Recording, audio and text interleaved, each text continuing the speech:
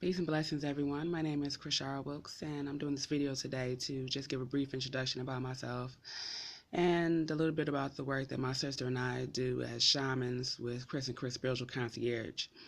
That soon will be changing, but as of today, right now, we are still Chris and Chris Spiritual Concierge. And in 2010, I personally began to do some truth seeking and soul searching because I felt a strong pull to really explore my spirituality more in depth.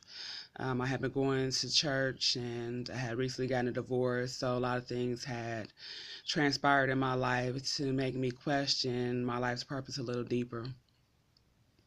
Very early on in that journey, I had the revelation that actually came from a spiritual family of shamans, and this was something that we had been doing for generations, and I guess you could say it's something that we had forgotten as a people or as a family, that this was a gift of ours and something that we had been known for.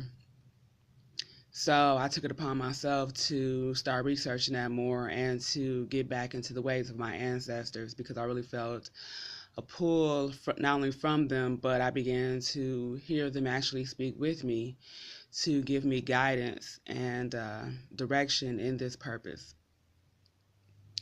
At the same time, my sister was going through various changes in her life, leading to some of the same revelations.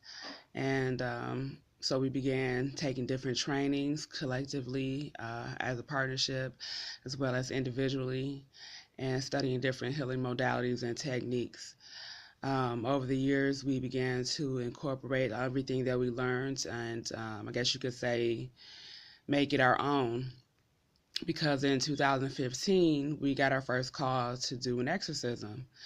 Now, we had been told by Spirit that this was something that was possible, but it kind of had been put on the back burner in our minds because we hadn't actually or actively done any of that type of work.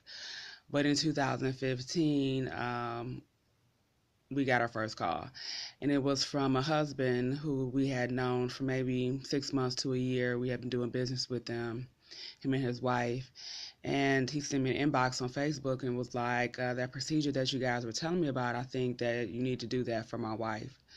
So within the next couple of days, we gathered our supplies and prayed and meditated and prepared ourselves to go in and handle that case. Now, me personally, when I got there, I didn't know what to expect. I wasn't expecting to see anything like in the movies, and I thought it would just be like a simple energy cleanse or Reiki session. But once we got started, it clearly began to take a different turn and became a lot more serious than I was expecting. From there, I began to notice that the wife was freezing. She began to shiver. Then she began to grind her fist into the ground and the carpet. Just to paint the scene, she was sitting on the floor, and we were all sitting around her. I was standing over her, and I was doing the Reiki symbols on her.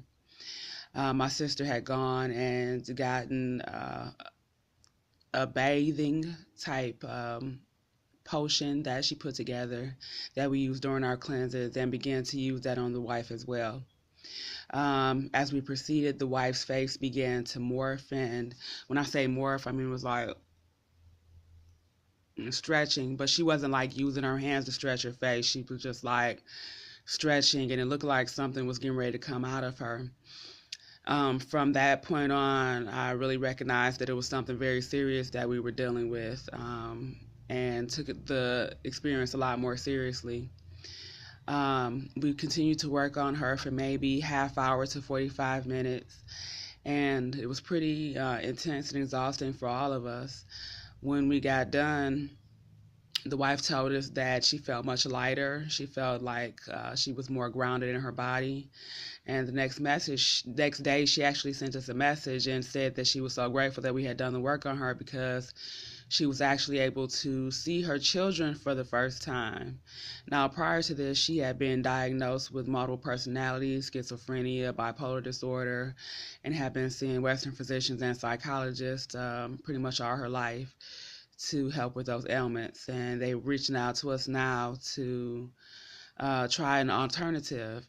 And from what we know, she went for quite a while without having another multiple personality episode.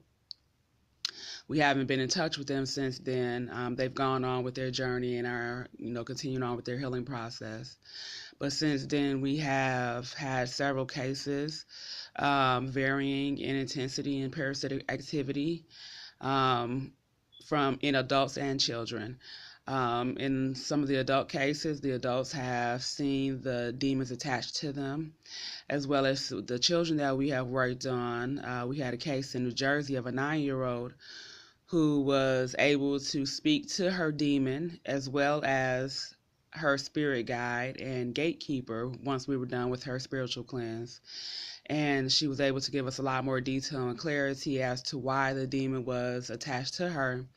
And she actually told us that the demon was sent by its master to ruin her life. And again, this was a 9-year-old.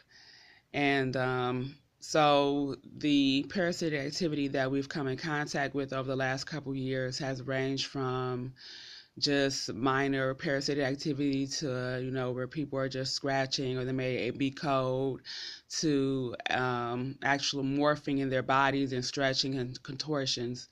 So I'm doing this video to let people know that this is something very serious that we need to look into, because I've not only seen this in my work, I've also seen this in just regular behavior in those that are closest to me, and behavior in myself that's made me, question, like, why are we doing these things? People seem like really cold, calculated, have no remorse for the pain that they cause other people. And that led me to really question what's going on with humanity. And the work and research that I've done has, answered some of those questions, or a lot of those questions, as to why hurt people. And a lot of it is dealing with demonic possession. This is something that we need to discuss more as a human race. This will start to explain a lot of the mental illness that people are dealing with, depression, anxiety, suicide. So we'll be going into more detail about some of those more specific topics, how music and media play very serious roles in, how our minds act and respond to these energies. So, yeah. So we'll be getting more into detail about this. So I don't want to, spill the beans on too much. Just want to give a brief introduction.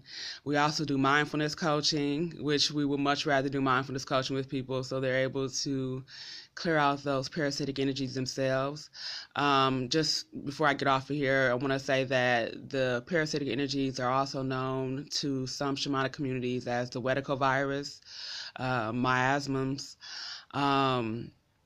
and various other parasitic classifications, I guess you could say. But it's something that we need to start really paying attention to more, because we're not alone. And when we're not aware of the other energies that are at work, then they take over our bodies and we don't have control of it ourselves.